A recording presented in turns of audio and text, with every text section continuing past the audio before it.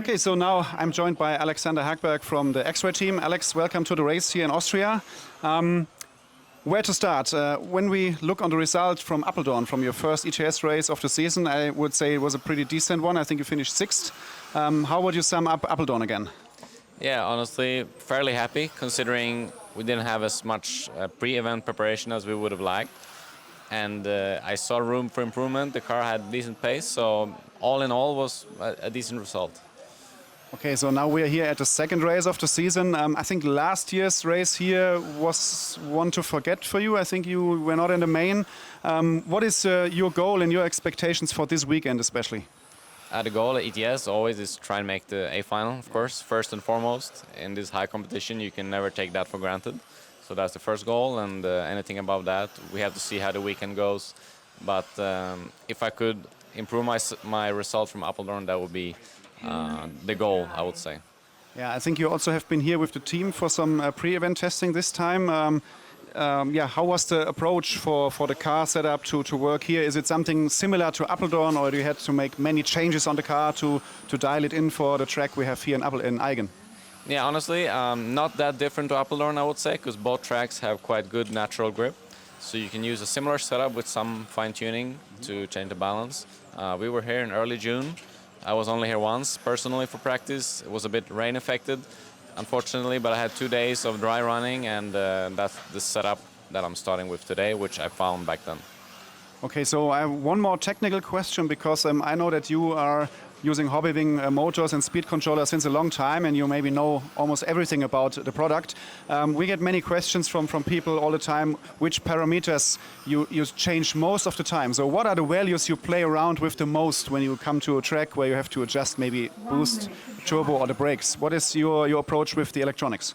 Yeah, for modified, for let's say big outdoor tracks, I have one base setting that I use for all tracks, and I fine-tune the turbo depending on the length of the straight, and the boost depending on the grip level and the punch feeling, basically. And then another parameter which is actually very powerful, which a lot of people overlook, is the throttle rate control.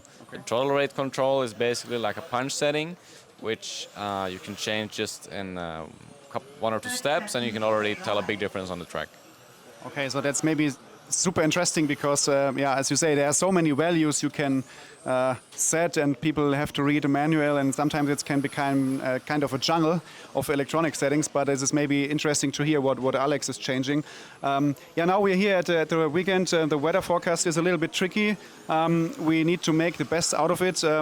Your team is there with a good strength. I thought that David Ronnefalk will join us also, but he is not here this weekend. But he celebrated a great win in the Nitro buggy class.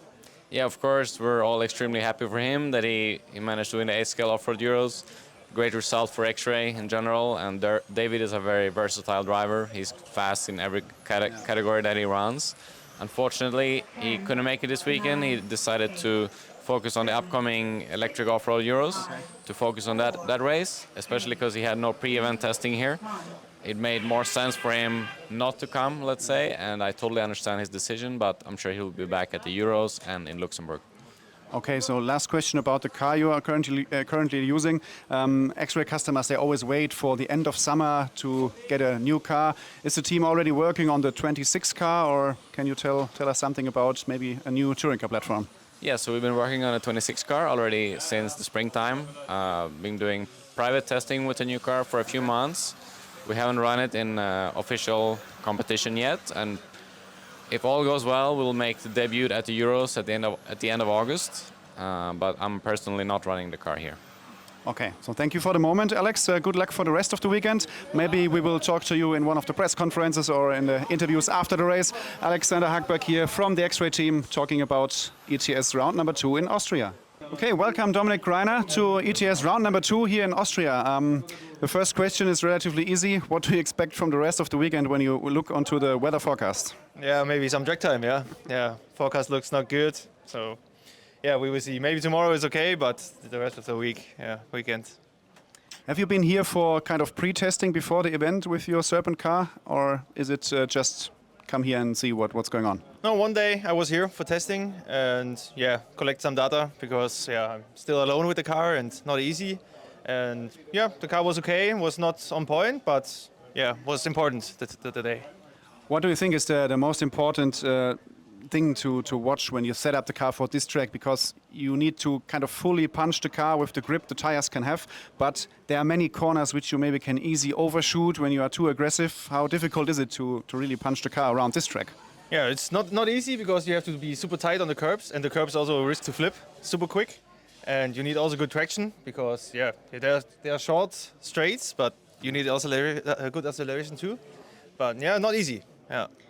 So last race in Apeldoorn, where did you finish? I won the B-main. Yeah, you won the B-main. Yeah, you missed the bump up. What do you expect from this race here? Because last year here, I think you finished on a really good position in the end. Fourth position was your best ETS result. Yeah. What do you expect from yourself and from this weekend's event? Hard to say, maybe. Hard to say, yeah. But the main goal is the A-main. Yeah, the competition is super high, and this year even more compared to last year. Yeah. And yeah, not easy with the car. We improved the car, but still not on the point, or not on point where we want to have it. But yeah, we make progress, and yeah, I hope I can be in the A-main again. That's the main target, yeah. Okay, then we wish you the best of luck for the rest of the weekend. Dominic Greiner from Team Serpent here at ETS round number 2. So I'm joined here by Automatics factory driver Mark Rheinard. Mark, welcome to ETS round 2 here in Austria. What's going on right now? Almost nothing.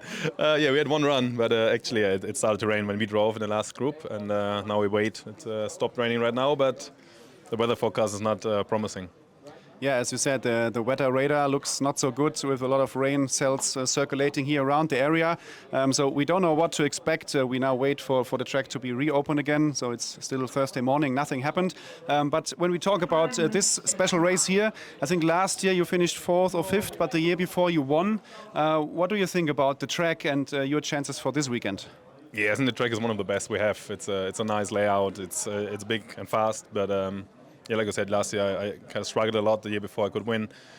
I mean, the hopes are always there, so let's see how it goes. I think that's one of the biggest, best competitive field we have, so there are many in for the win.